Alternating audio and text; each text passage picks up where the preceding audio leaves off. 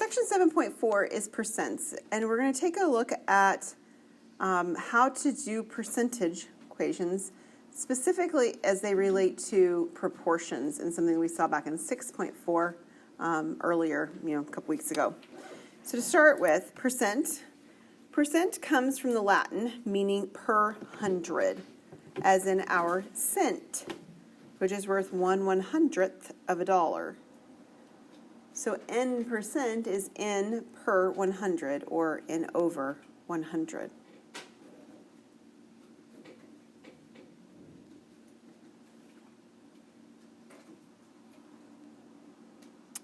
There are three different methods that we're going to look at. In general, I don't care which method you use. I don't think I've ever asked a specific method to be used for doing these, but there are some different ways to think about turning a number into a percent. So we're going to look at a few different ways of doing that. One of the first ways of doing it is to write the number as a fraction with a denominator of 100. That's not always the most intuitive thing to do, but sometimes it's the easiest thing to do. And this isn't the best example for it, so I'll show you another example too where you might think, oh, that made a lot of sense. So for the number 7.9, if we want to put it as a fraction that has a denominator of 100, you multiply by, this is like having 7.9 over 1, and if you multiply by 100 on the top and the bottom, you get 790 over 100, which means you have 790%. Now, this idea might be a little bit more intuitive if you started off with a number that looks like a fraction, like this, 3 over 10. Okay, well, I could, according to what this is telling me, multiply by 10 over 10, which gives me 30 over 100, and 30 over 100 is 30%. So there are times when it's actually really nice to use this method, but they usually look more like a fraction that's given to us.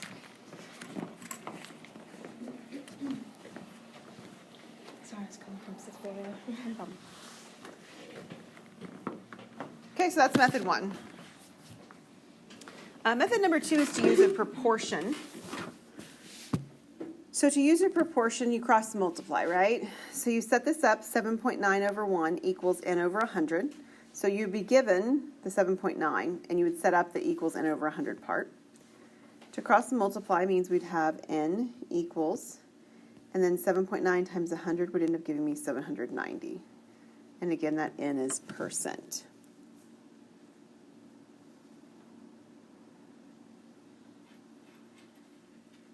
Again, that might not always be the most intuitive in this particular situation, but again, if you do it with fractions, it becomes a little bit more intuitive. If I have the fraction 3 over 5, I could try to get the 5 to be 100. That would be totally fine, but I could also set this up as equals x over 100 and cross multiply. And if I cross multiply, I get 5x equals 300. I divide by 5.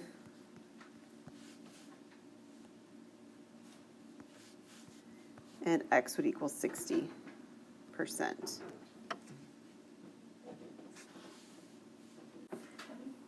Okay, so we end up with 60% in a different perspective by setting up a proportion. The third one is probably the one that you're most familiar with, and it really does work very well for the number 7.9. In particular, it works really well when you have decimal points, right? So if you have a decimal type of a number given to you as opposed to a fraction, you move the decimal 2 places to the right. So if you have 7.9, you move the decimal 1, that gets us after the 9. We need to move it one more time, so we have to put a 0 in that's placeholder, and we have 790%.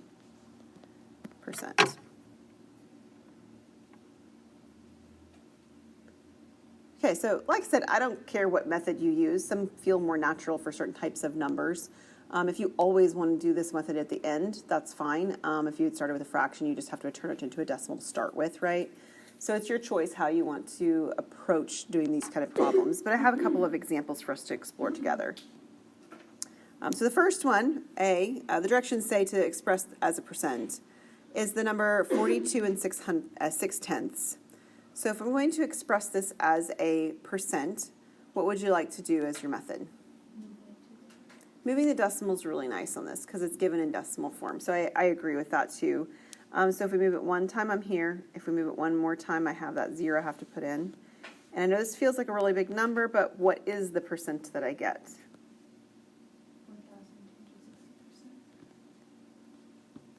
4,260%.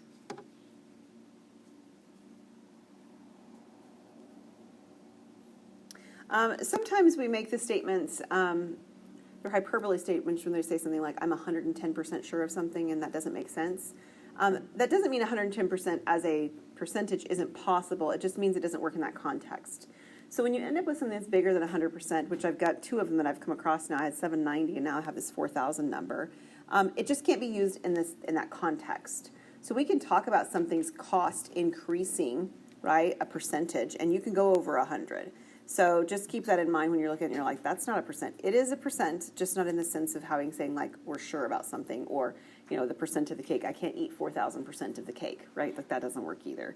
So there's situations where it would make sense, even if it is big, and there's situations where it wouldn't. All right, how about B? What do you want to do?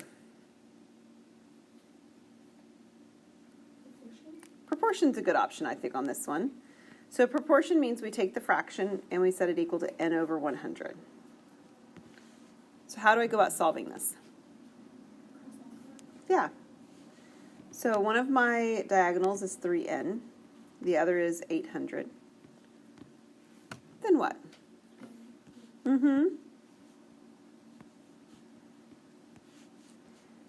And if you take a look at your calculator, just grab your calculator to do so. It's okay with this. What is 800 divided by 3? 266.6.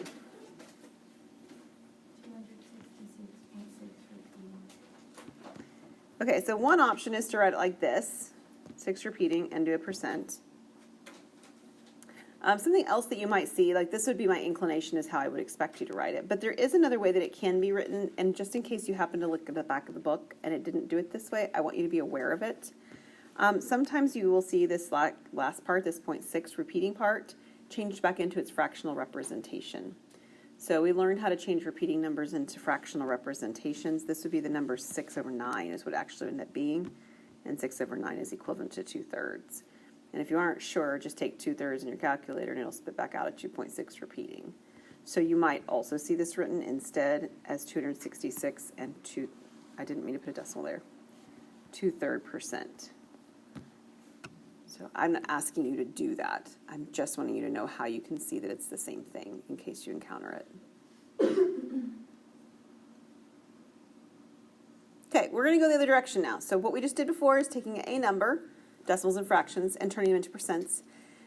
Now we're going to look at taking a percent and turning it back into a decimal or a fraction, or specifically generally a number.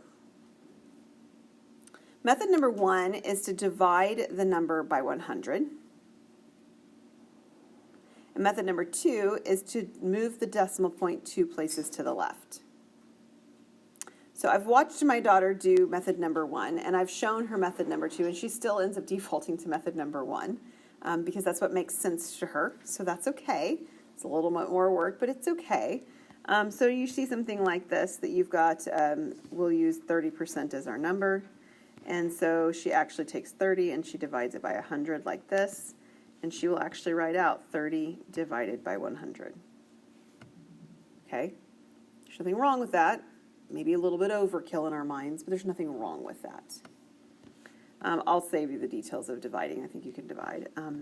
The other option is to simply take that 30%, like we've talked about, to take that decimal place where it's right here, and you move the decimal point 2 to the left. So you end up with the decimal point 3. Definitely quicker. That's great. But in some ways, it is less intuitive as well. Like, why did that work? It's less obvious that it is something that makes sense. So we're going to do a couple of them. We will do one of the strategies on one and the other one on the other, just for the sake of having done it a couple different ways. We have on the first one 4.5%. Feel free to write that as 4.5% to start with. And then the second one is 125%. So let's start with the 4.5%. And let's do this one with the moving the decimal, because I see a decimal in the middle of it already. It's pretty obvious. So if I move this decimal 2 to the left, I put a 0 in here. Then I get a decimal point, and then I get 0, 4, 5.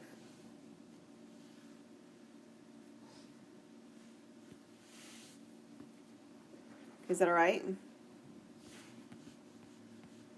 The other one, we're going to do it with the division by 100. So 125 divided by 100. How many times does 100 go into 125? One time, and we subtract our 100, right? Gives me a remainder of 25. We put in a decimal point and carry it up. We put in a 0 and we carry it down. How many times does 100 go into 250? 2 times. 2 times 100 is 200, leaving me with 50. We'll bring a decimal down one more time, or a 0 down one more time. 500. How many times does 100 go into 500? 5. And 5 times 100 is 500. So we have the decimal 1.25.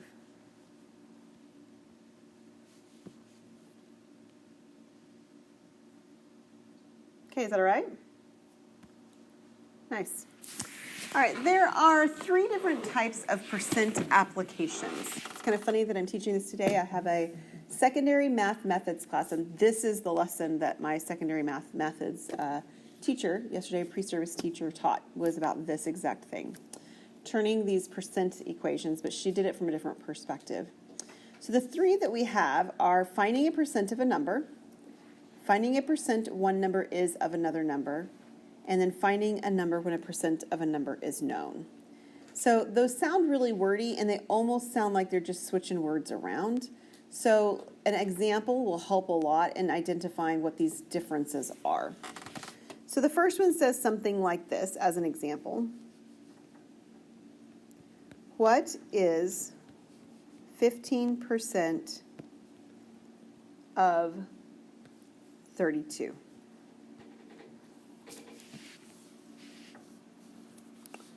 So you see this kind of question asked a lot in discounts, right? They say something like 15% off, and you're like, well, how much money am I going to save? That's the kind of question this is. Now, the second one is finding a percent one number is of another number. So something like this. What percent of 44 is 32.5? Don't remember exactly because I didn't grab it, but this is what you do on your tests. 44 is the total number of points in the test. You get a 32.5. What percentage should I get? Right? What percent did I get if I got 32.5 points out of 44? Okay. And the last one is something like this. 13 is 45% of what number?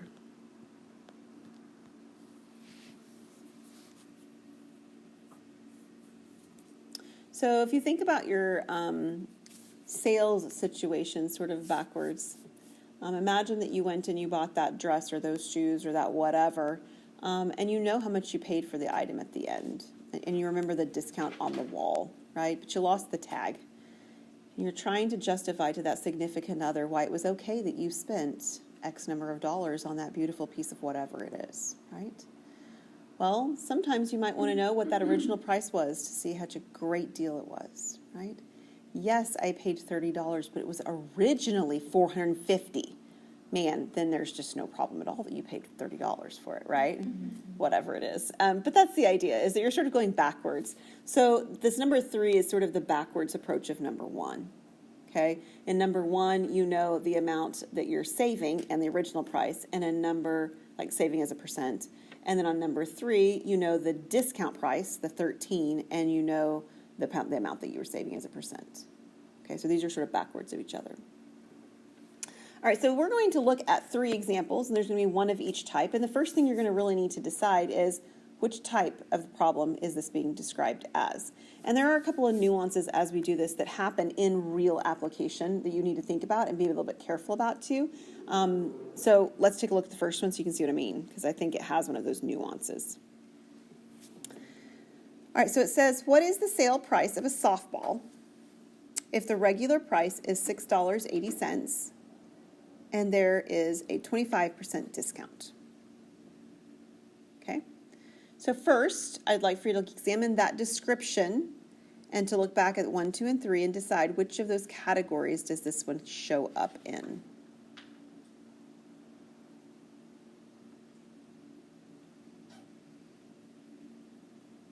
Can you tell? 1.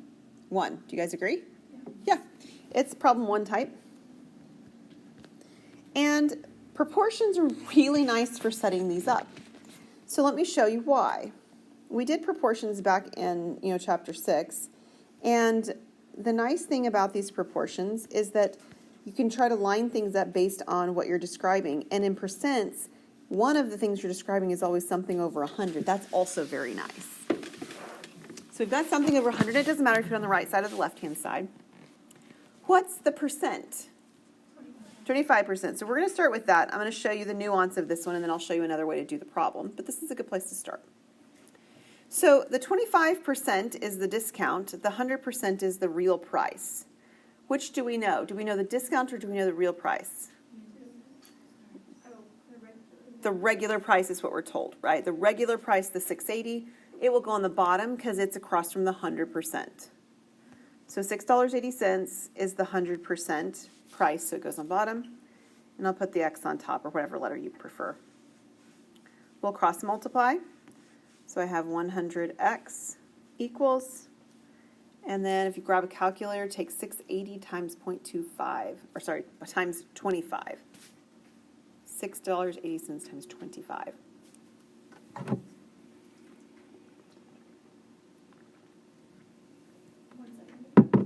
You got 170. Okay, cool. What will be our next step? Divide by 100. So you can either grab your calculator and divide by 100, or you can move the decimal to divide by 100, whichever you like. What is this divided by 100? 1.7. Now it's dollars, but is this what we're asked to find? Ryan says no, I think, over there. You shaking your head no.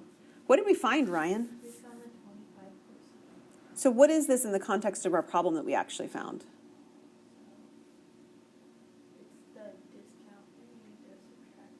Yeah, it's the discount, like it's the amount we saved, right? So we need to subtract it. You're exactly right. So if we approach the problem like this, we have one more step at the end to do, and that step is to take our $6.80 and subtract off 170. And that is a perfectly reasonable way to do the problem. I end up getting that it's $5.10 for my softball. Now, it's not the only way to do the problem. The kicker is that somewhere along the way, you have to ask yourself, did I find what I was being asked to find? Otherwise, you might inadvertently think I get to the end, 170, I'm done, move on, without actually ever examining, did I find what I was asked to find, right? So you can wait till the end, ask yourself that question, or the other approach is to do it at the beginning. So let me show you another option of how we could set this up. So instead of setting it up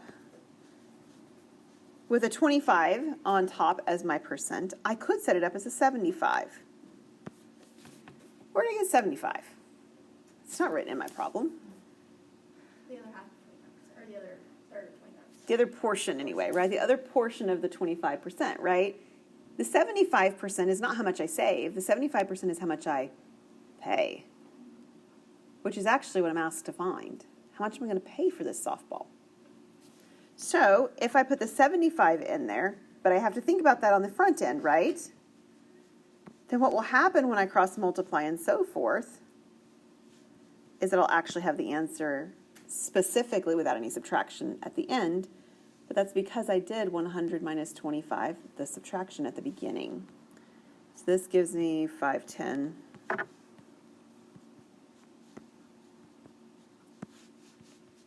And there's that $5.10 that I got the other way. It's not a right or wrong, but somewhere along the way you have to pay attention to the details. Whether it's at the beginning, like I did in the second way and changed it from 25 to 75, or at the end where I have to subtract off the sale amount, the savings amount. Okay, let's try another one.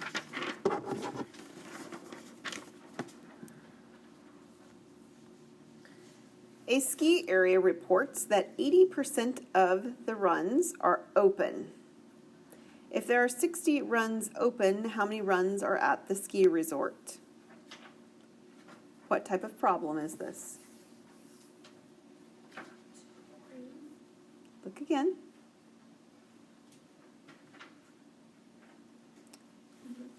It is 3. 2 asks us to find a percentage, but here we're given a percentage, so it can't be 2. It is 3. 3 is the one where we know, in this case, the number that are open, but we don't know the total of the items that there are. So it is a number 3 example. You just guessed. There's only 3 to choose from, right? It's a 1/3 shot every time, and we just ruled one out. So yeah, easy stuff. It is 3 though. So again, we set it up. We've got something over 100. So tell me some other numbers and where they should go. That 80% should all come. Yep, 80 should go on top of 100 because that's the percentage piece. What else? Right. The 60 corresponds to the 80% that are open. 80%, 60 runs of the same quantity, just measured differently.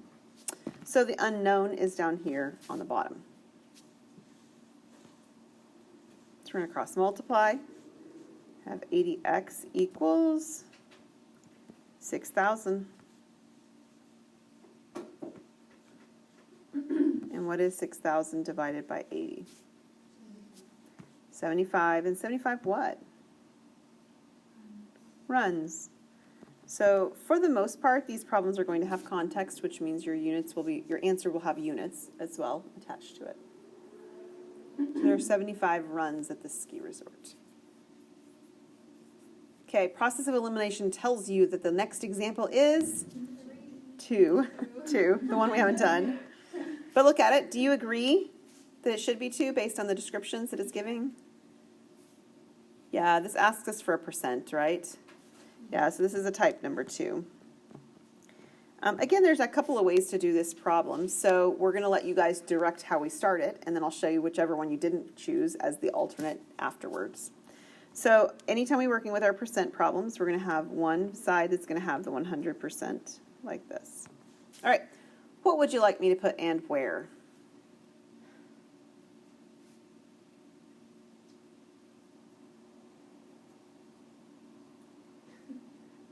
Can you tell? There's 2 numbers they give you, right? Big ones. Are they going to be on top of each other? They are going to go on top of each other, yes, but we need to make sure they go in the right order, correct? Okay, so Mort bought his house in 2008 for $159,000. It's recently appraised for $195,000. What is the approximate percent of increase in the value of his house to the nearest percent? So which number goes where?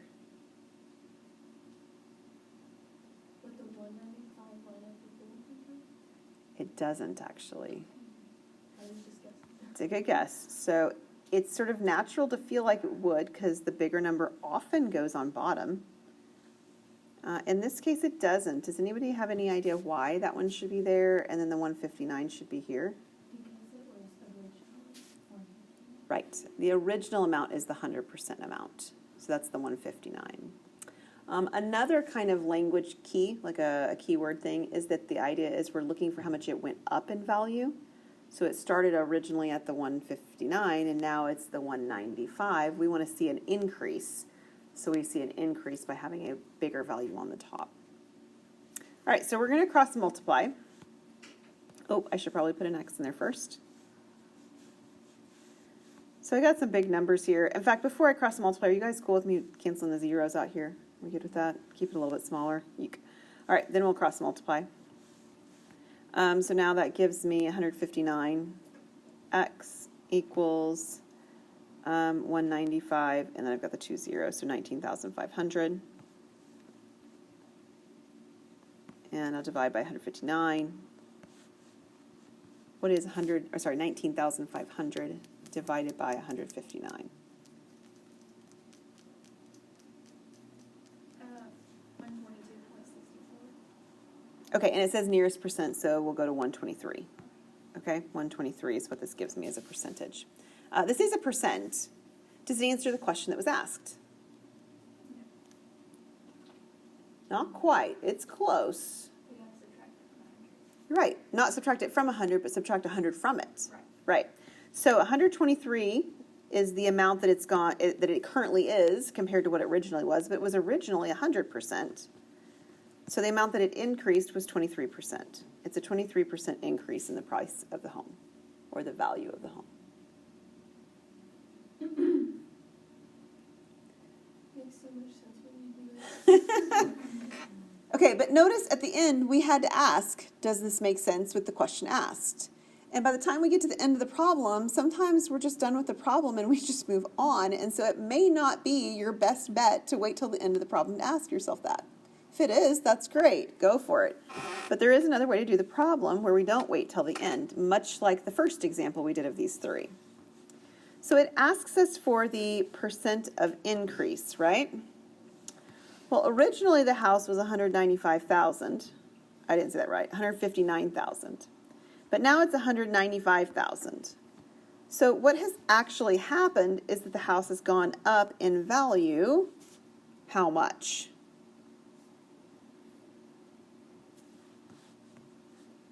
36,000. 36,000 is correct. This is the value it has increased. Okay. Is that okay? Right? It was worth this, it's now worth this. It was worth $36,000 more. So when we set the problem up instead, we do our original price of $159,000, but we have our $36,000 on top because that's the increase in value that we're trying to find the percentage of. And we cross multiply. Before I cross multiply, I'm going to cancel out those zeros again like I did before, since it'll make it a little bit smaller. So, definitely running out of space. Apologize for that. This is 159x on the left, or on one side anyway. And then I've got 3,600 on the right. If I divide by 159, what do I get? You get the decimal again. Yeah, we get that same value we had before, 22 point something or other, that rounds to 23% if it's a whole number percentage. I don't care how you do the problem, but at some point along the way, you have to ask yourself if you've made the actual, if you've found the actual answer to the question that's posed. Okay, so this is a really good stop spot for us before we shift gears into example 6. So we'll pick up on example 6 next time.